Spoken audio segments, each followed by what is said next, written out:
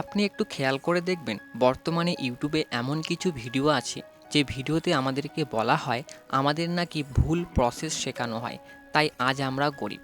আর একটু ক্লিয়ারভাবে বলি, মানে আমরা যে পড়াশুনো করি এই পড়াশুনো করার কারণে আমরা গরিব হই। তাহলে ভাই Elon Musk, Bill Gates, Mukesh Ambani এরা কি পড়াশুনো করেনি?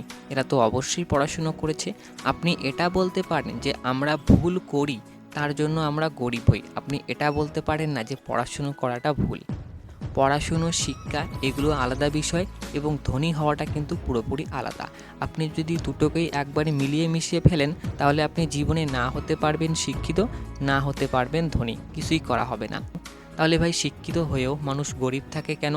মনে করুন একটা ভালো স্টুডেন্ট বা ভালো একটা ছেলে আছে যার বয়স মোটামুটি খুবই সামান্য, মানে ওই মোটামুটি লেভেলের আর কি বয়স। তার ফ্যামিলির অবস্থা খুব একটা ভালো নয়। সে ভাবে যে পড়াশুনো করে ভালো চাকরি করব।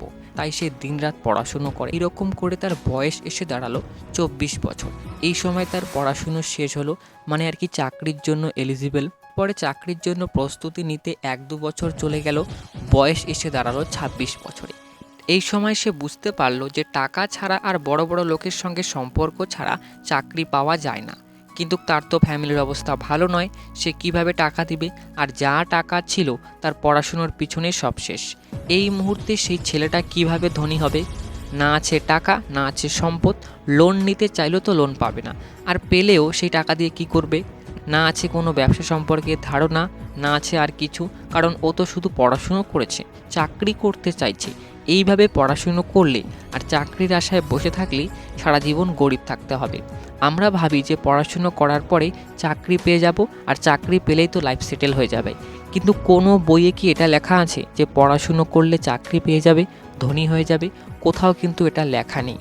এটাও কিন্তু কোথাও লেখা নেই যে পড়াশুনো করলে গরিব হয়ে যাবে, ধনী হতে পারবে না, এমনটা কিন্তু নয়। তাহলে শিক্ষিতরা কিভাবে ধনী হয় বলছি, তার আগে বলে নিই, এখনও পর্যন্ত ভিডিওতে লাইক না দিয়ে থাকলে, চ্যানেলটাকে সাবস্ক্রাইব না করে থাকলে তো ভাই প্লিজ প্লিজ ভিডিওতে লাইক দাও এবং চ্যানেলটাকে সাবস্ক্রাইব করে রাখো।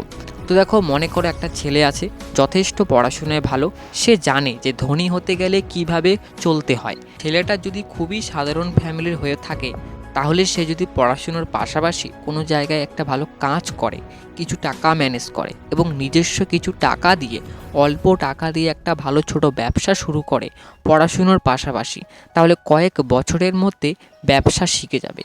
তারপরে কিছু দিনের মধ্যে মোটামুটিভাবে একটা ছোটোখাটো বিজনেসম্যান কিন্তু হয়ে যাবে। পড়াশুনো করে শিক্ষিত হতে পারলো এবং ব্যবসাও শিখতে পারলো। আপনি বলবেন ভাই পড়াশুনো করতে করতে ব্যবসা কিভাবে সম্ভব? আরে ভাই অবশ্যই সম্ভব। এবার আপনি যদি আপনার মূল্যবান সময়কে কাজে না লাগিয়ে রিলস স্ক্রল করে থাকেন, সেটা আপনার বিষয়। পড়াশুনোর পাশাপাশি কিন্তু অনেক কিছু করা যায়। অনেকেই দেখবেন যে পড়াশুনোর পাশাপাশি ব্যবসা করছে। কেন করছে? এটা করা যায়, আপনারা বুঝতে পেরেছেন যে ধনী হতে গেলে আপনাকে কিভাবে চলতে হবে। দেখুন, ধনী হওয়ার বিষয়টা কিন্তু একেবারে আলাদা, ধনী হওয়ার সূত্র একেবারে আলাদা এবং পড়াশুনোটা হচ্ছে একেবারে আলাদা। আপনি যদি পড়াশুনোর উপরে নির্ভর করে থাকেন, আপনি যদি ভেবে থাকেন যে পড়াশুনো করব, চাকরি পেয়ে যাব, ব্যাস, এরকমটা কিন্তু হবে না। আপনি তো চাকরি নাও পেতে পারেন, তাই না?